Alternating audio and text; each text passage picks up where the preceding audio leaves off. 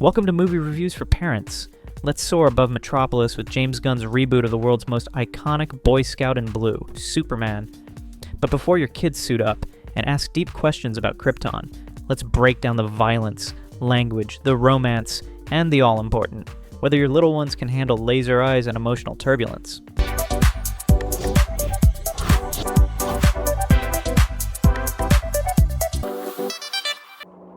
Level of violence.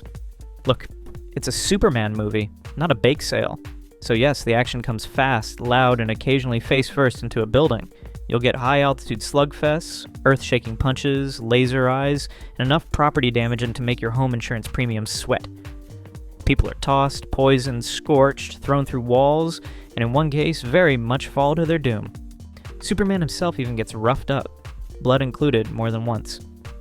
And while most of the violence is the glossy, stylized kind you'd expect in a superhero film, some sequences, especially those involving alternate dimensions and city-leveling chaos, might scare the younger crowd. If your kid can handle a suspenseful Marvel movie, they'll likely be okay here. If they get jumpy during Pixar villains, maybe preview first. Adult content, no nudity, no HBO-level moments, but the romance between Clark and Lois is definitely dialed up from your usual cape and kiss comic fare.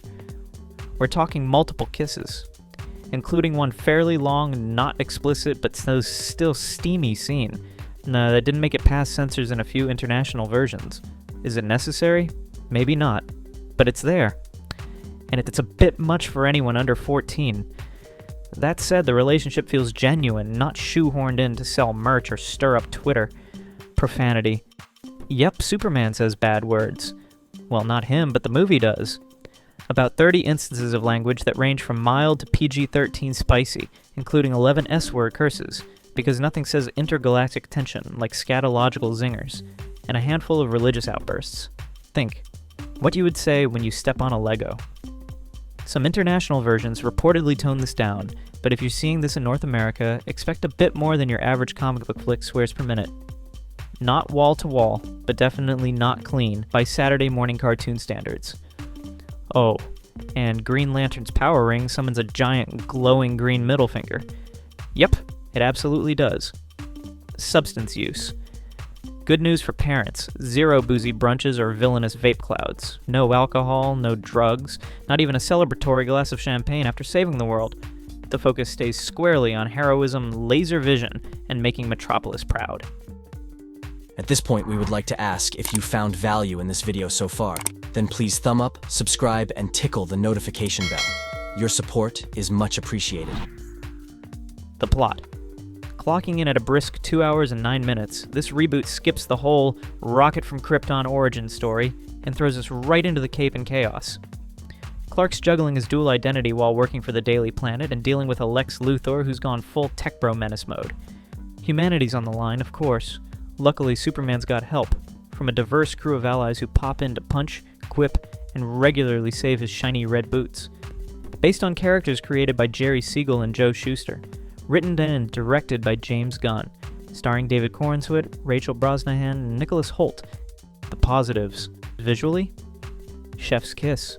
Bright, bold, and built to please your eyeballs without frying your brain. Gunn brings his trademark mix of optimism, heart, and a dash of chaos, delivering a Superman who feels a bit more like a hopeful hug than a growling god. Corenswet gives it everything he's got in the lead, more on that in a minute, while Rachel Brosnahan is a perfect Lois, sharp, fearless, and capable of out-talking any man in a cape. Nicholas Hoult's Luthor is slimy in all the right ways, and the supporting cast adds energy, diversity, and charm. It's fun, fast-paced, and doesn't forget to smile. The negatives. Said not everything in Superman exactly soars, and by not everything, I mean, kind of a lot. Corenswet, bless his heart, tries, but there's a gap between playing Superman and being Superman. He often feels more like a guy wearing a Superman costume from Etsy than, actually being Superman.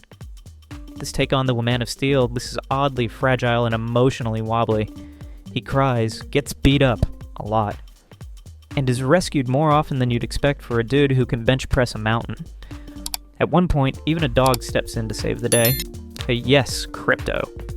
His parents are less wholesome Kansas wisdom and more Waffle House after midnight, which doesn't help anchor the character morally. Meanwhile, new heroes show up like Pokemon, and quick, flashy, but barely developed. Luther's villainous plan, while menacing, is a little vague around the edges, and the film's pacing leaves zero time to breathe. There's not much room for Clark to reflect or grow. If you were hoping for deep introspection or philosophical musings on power and responsibility, this one's more Saturday morning than Shakespeare. Final thoughts. So, should your kids watch Superman? If they're 13 or up, or if they're younger with nerves of steel and a thing for superheroes, go for it. The movie's heart is in the right place, and the action, humor, and hopeful vibe are enough to keep families entertained. That said, it might be scary for the littlest viewers, or for kids sensitive to intense violence. A parent preview might be wise. For adults, it's a fresh, fun flight through Metropolis that might not break cinematic ground, but absolutely delivers where it counts. It inspires. Thanks for joining us on this cape-flapping adventure. If this review helped you figure out whether to fly into theaters or stay grounded, give us a like, subscribe, and ring that bell for more parent-powered movie takes. Until next time, keep your eyes on the sky and your popcorn out of the couch cushions.